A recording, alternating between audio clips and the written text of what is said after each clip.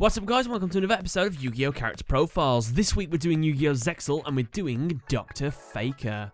So in the English he's known as Dr. Faker and in the Japanese it's pretty much the same. He's most likely over 40 years old I guess, and his anime debut was in Yu-Gi-Oh! Zexal episode 13, The Number Hunter Part 1. Here are his wins and losses and here is his duel score.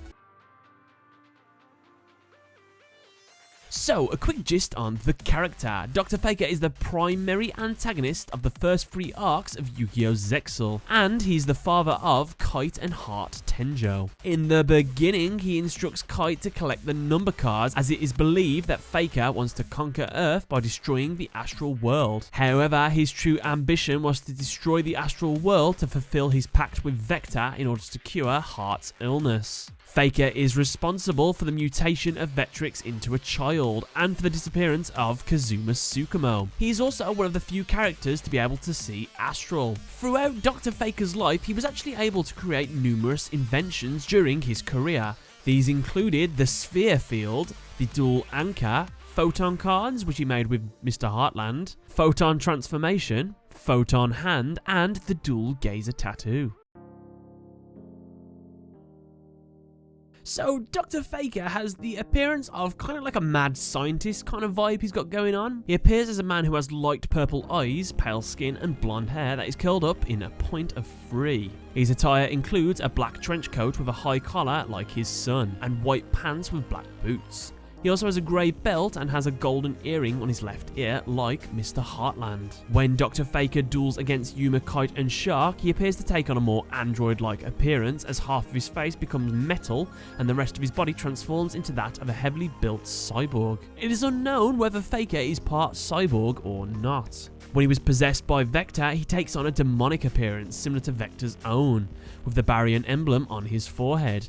Taking his muscular cyborg form's build, Faker's skin turns different shades of red and wings sprout from his back. In the past, according to Astral, Dr. Faker used to be a kind person as he built Heartland for children. In the present, he seemed to be a cruel and malicious man, but during his duel with Yuma, Shark and Kite, Faker revealed that it was all a facade and that everything he did for the sake of his sons. Playing the part well, he was shown to be obsessed with destroying the astral world and Astral himself. He seemingly saw Heart Tenjo as nothing more than a weapon. But he let his facade slip when he showed great concern when Heart's powers were taken by the Vectrix family. He also did not seem to care about friendship as he was willing to sacrifice Kazuma Tsukumo and Vectrix in order to achieve his ambition, though he was later shown to deeply regret this. It was also originally believed that he did not care about his sons Kite and Heart, only considering them as trivial sacrifices for his goal to destroy the astral world so that the Baryon world can give him the power to rule the Earth. So Dr. Faker is the creator of Heartland. He founded it with the intention to help poor children, but also intended it as a place that everyone can have fun. Faker's youngest child, Heart Tenjo, was born a very frail boy. Knowing Heart could not survive without more aid than Faker could provide, he became obsessed with finding the door to other dimensions, wishing to use their powers to sustain his son's life. To that end, he worked with Byron Arclight and his son, Chris. Byron suggested they ask Kazuma Tsukumo for help, as he was an adventurer who was also searching for the same door. Kazuma agreed to help them, and after he examined the theory, he told them what was wrong with it. They had been operating under the assumption that there were 21 passage points. Kazuma revealed that there were actually 23 passage points, something he had determined while adventuring. With this new data, they left to find the gate. When they arrived, they reached a dead end. At this point, the two began to glow red and Faker reads the hieroglyphs below their feet. In the original version, it read, "When 2 souls are offered up, the door will open," whereas in the English version, it said, "Deliver 2 souls for mysteries untold." Faker told them he would find the door to the parallel dimension at any cost. Kazuma asked Faker if Byron and Faker weren't close friends, and Faker responded that if Byron is really his friend, he should be happy to be sacrificed. They both fall through the portal, with Byron swearing revenge. On the other side of the door, Faker entered the Baryon world. Here he met Vector, who agreed to heal Heart in exchange for Faker destroying the astral world. Vector sustained Heart's life with his powers as Faker worked to complete the Sphere Field cannon and collect the numbers. If Faker did not succeed, Vector would take Heart for himself. Faker believed Byron to be dead, but it turned out he actually survived and made his way back. as his form was warped into that of a child.